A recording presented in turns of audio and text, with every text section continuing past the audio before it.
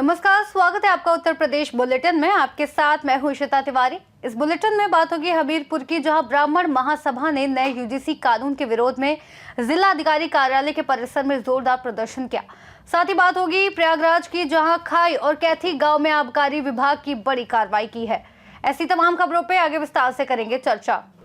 आगरा में prelude public school में ADO Festa theme पर आशीर्वाद समारोह का आयोजन हर्षोल्लासपूर्ण वातावरण में हुआ, जिसमें कक्षा 11वीं के छात्रों ने कार्यक्रम का संचालन किया और कक्षा 12वीं के लिए खेल प्रतियोगिता आयोजित की गई। कार्यक्रम में निदेशक डॉक्टर सुशील गुप्ता, निदेशिका सुनीता गुप्ता, प्राचार्य अरविंद श्रीवास्तव और मुख्य अतिथि डॉक्टर रंजना बंसल सहित अन्य गणमान्य अतिथि उपस्थित रहे। प्रश्नोत्तर सत्र में उत्कृष्ट प्रदर्शन के आधार पर मिस प्रिल्यूड पिया सिंह और मास्टर प्रिल्यूड आराध्य सिंह घोषित किए गए। अतिथियों ने विद्यार्थियों को अनुशासन, सकारात्मकता और उज्जवल भविष्य के लिए आशीर्वाद और मार्गदर्शन दिया। हर स्कूल का एक फेयरवेल अपने आप में एक अलग होता है, लेकिन हमने इसको ब्लेसिंग सेरेमनी का नाम दिया है, जिसमें 11वीं के बच्चे जो है वो सारे फंक्शन को ऑर्गेनाइज़ करते हैं 12वीं के बच्चों के लिए, अपने सीनियर्स के लिए। और मैं कहूँ कि ये 12वीं के लिए ये एक आखिरी इवेंट होता है जिसमें वो लोग मस्ती करते हैं। इसके अंदर सबसे बड़ी बात यह है कि मिस्टर प्रिल्यूड, मिस प्रिल्यूड और मिस एलिगेंटा और मिस्टर एलिगेंटा चुने जाते हैं, जो कि बेस्ट ड्रेस्ड होते हैं। ये चुनना बहुत आसान काम नहीं है। इस वर्ष 12th में हमारे 78 बच्चे हैं और जिसमें से ये 4 बच्चों को चुनना है। इसके कई सारे क्वालिफाइंग राउंड्स होते हैं और फिर जजेस जो हैं इनमें से चुनते हैं। अब हर अच्छी यूनिवर्सिटी हमेशा एकेडमिक्स के साथ साथ बच्चों को ये पूछती है कि आपका कोरिकुलर एक्टिविटीज़ में, आपका ओवरऑल डेवलपमेंट में कहाँ क्या आपको मिला, कब आपको अप्रिशिएट किया गया, कब इनाम मिले। तो इस तरह से ये फंक्शन बहुत अपने आप में अनूठा है। जो बच्चे आज मिस्टर प्रिल्यूड, मिस प्रिल्यूड बने हैं, मैं उनको बहुत बहुत शुभकामनाएं, आशीर्वाद देता हूं कि वो अपने भविष्य में अपने लिए और अपने देश के लिए बहुत कुछ करेंगे। आज प्रिल्यूड में 12th क्लास के लिए ब्लेसिंग सेरेमनी ऑर्गेनाइज करी गई है। ब्लेसिंग सेरेमनी या फेयरवेल, हम लोगों के समय में इसको फेयरवेल कहा जाता था। बहुत ही सुंदर सेरेमनी थी और जो मैंने अपना तो देखा, जिस तरह सुशील भाई एक एक स्टूडेंट को जानते थे और जो होमली इन्वायरमेंट मैंने यहाँ देखा और जिस तरह बच्चे कितने खुश थे और वाइब्रेंट थे, वो it speaks of the school की व्हाट लव, अफेक्शन और क्या संस्कार स्कूल ने उनको दिए हैं। उसके साथ साथ जो मुझे सबसे अद्भुत चीज़ लगी, मतलब I was really surprised, 28 lakhs का डिस्ट्रीब्यूशन हुआ है as scholarships to the class 10 students. और ये स्कॉलरशिप उन बच्चों में डिस्ट्रीब्यूट करी गई जो 10th में एक हायर परसेंटेज के मार्क्स लाए थे, और स्कॉलरशिप भी डिवाइडेड थी depending upon the percentage they got. So this was amazing, I have never seen this happening anywhere.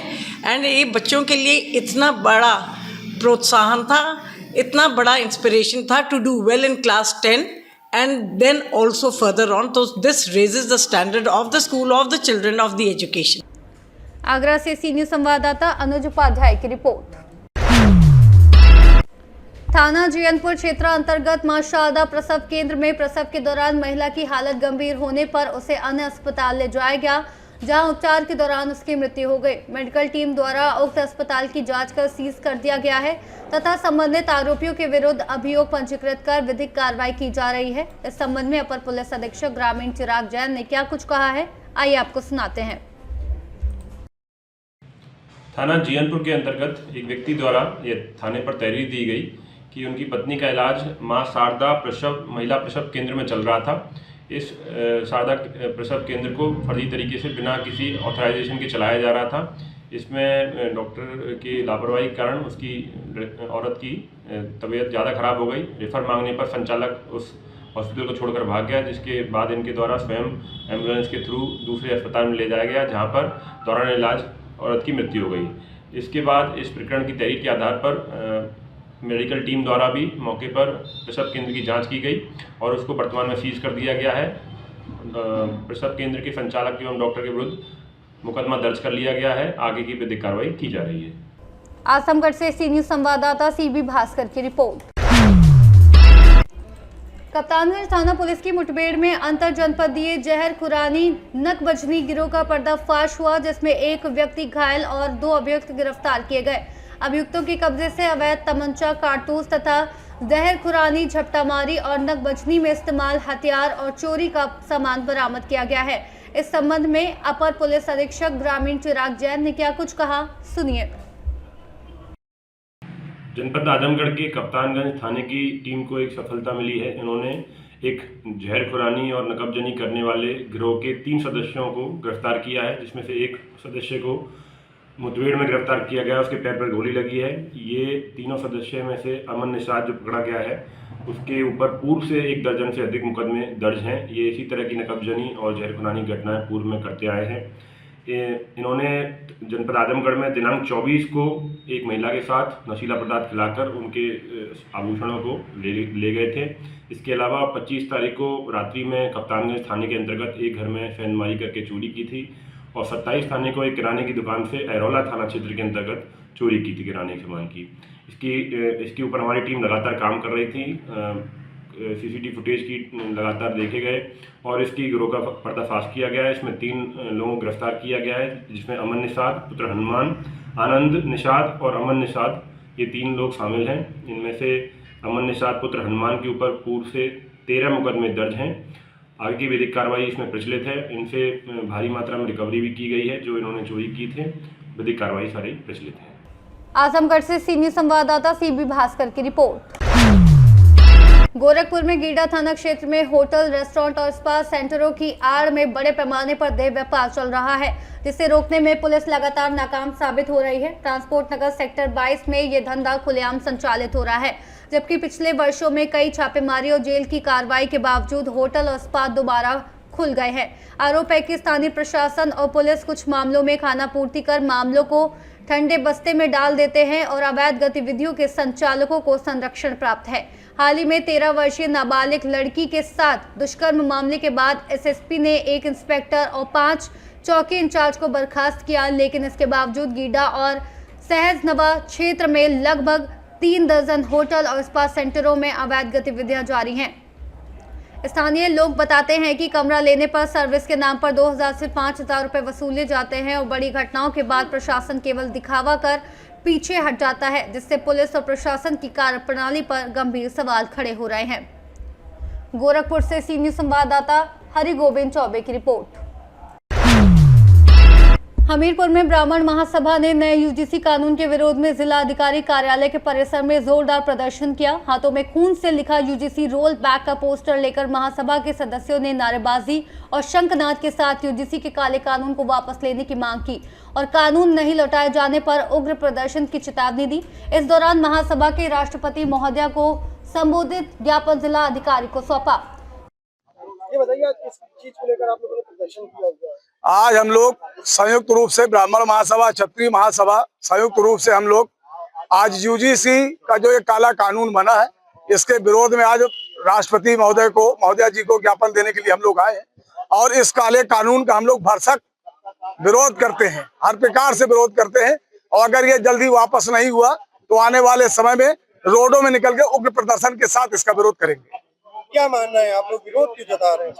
इसमें विरोध जता रहे हैं, इसमें आप पढ़िए, हम लोगों ने एक बिंदु पढ़े हैं। हम सभी यहाँ पे समाज में एक बगिया के सारे फूल हैं, चाहे किसी भी जाति के हो, सब लहरा रहे हैं, पर इस तरीके का कानून ला करके इन्होंने भेदभाव पैदा कर दिया है।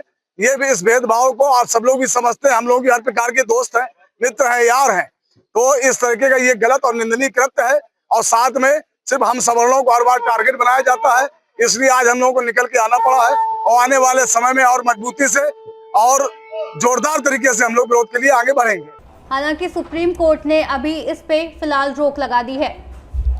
हमीरपुर से सी न्यूज संवाददाता जितेंद्र की रिपोर्ट। मिर्जापुर के डमंडगंज थाना क्षेत्र के देवहट गांव में 56 वर्षीय श्रमिक छोटकऊ कोल की हत्या का खुलासा न होने पर ग्रामीण आक्रोशित हो गए और गुरुवार को 2 घंटे तक थाने का घेराव कर मामले का शीघ्र खुलासा करने की मांग की। मृतक छोटकऊ जो 22 जनवरी की रात खेत पर फसलों की रखवाली करने गए थे, उसका शव 5 दिन बाद ससवा बाउली जंगल में गड्ढे में दफन मिला। पुलिस और फॉरेंसिक टीम ने शव का पोस्टमार्टम कर जांच शुरू की है, जिसमें शरीर पर चोट के निशान पाए गए हैं। मृतक के पुत्र पिंटू उर्फ रविंद्र कुमार की तहरीर पर अज्ञात के खिलाफ हत्या का मुकदमा दर्ज कर मामले की विवेचना की जा रही है। थाना अध्यक्ष भारत सुमन ने ग्रामीणों को आश्वासन दिया है कि दोषियों को बख्शा नहीं जाएगा और जल्द ही मामले का खुलासा किया जाएगा। आप लोग यहाँ जगह चाहे लेकिन नहीं जरूरत है। जब पैसा नहीं ले बात नहीं करते तो कैसे छुपा बैठा हम बच्चे नहीं कोशिश करत है। क्या नाम है आपका? मेरा नाम है उस्मान। आप कहाँ लगा उनका जो खत्म है? मेरे चाचा हैं। चाचा जी हैं आपके? किसी के कभी कुछ नहीं, मेरे चाचा बोलते थे। बड़ा पागल, बहुत पागल था मेरा चाचा, निशानी करता था, सब बहू बेटी कच्चे से बात करता था। पागल हो गए सर, एक हफ्ता से मेरे चाचा का कोई नहीं दे रहे हैं।